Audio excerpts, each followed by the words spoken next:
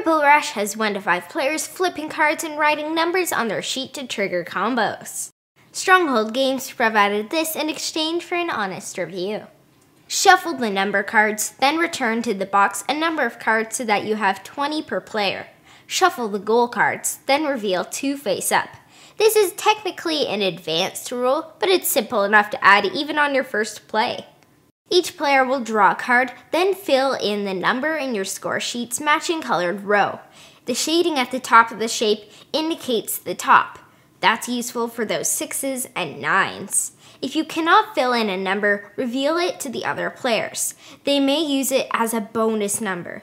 So how exactly does the game work?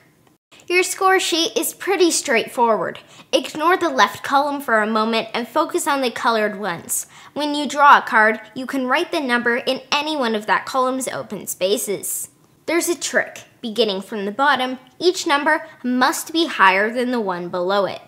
If you drew a 25, you can safely put it in the top spot, same as a 1 for a bottom spot. Because some cards are removed at the start, plus other players will be drawing cards, you need to think really hard about what goes where.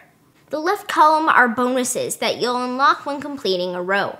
4 of them are simply add a 5, 10, 15, or 20 anywhere, follow the standard placement rules. The other 4 are write any number in the matching colored column. As you can imagine, combos can trigger, meaning you'll fill in multiple on a turn. When a bonus activates, you must resolve it immediately. Once the last cards have been drawn, add up your scores. You get 1 point for each consecutive number in a column up to a maximum of 8 points per row. Now look at the goal cards. Score an additional 3 points for each goal card fulfilled.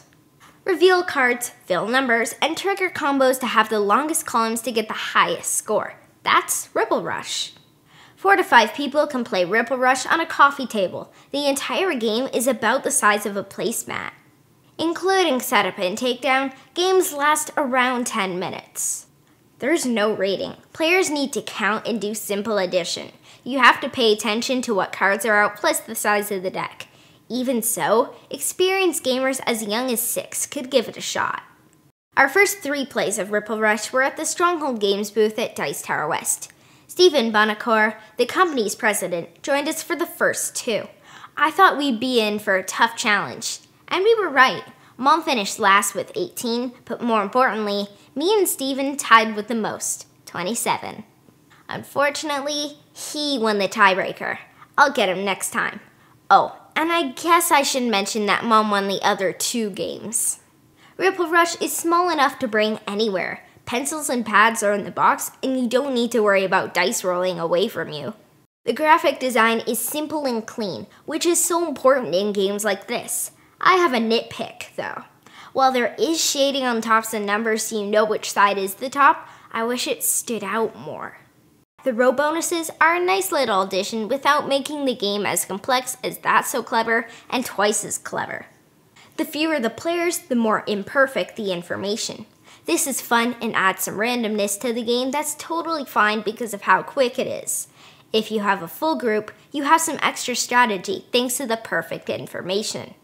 Ripple Rush isn't going to burn your brain like That's So / Twice as Clever or Welcome To, but you'll be heavily weighing your decisions, especially in the tense late game. If you're looking for a 10-minute game that's easy to teach, learn, and play, check this out. Just remember that you're dealing with the luck of the draw, and the ability to mitigate is only available through unlocking.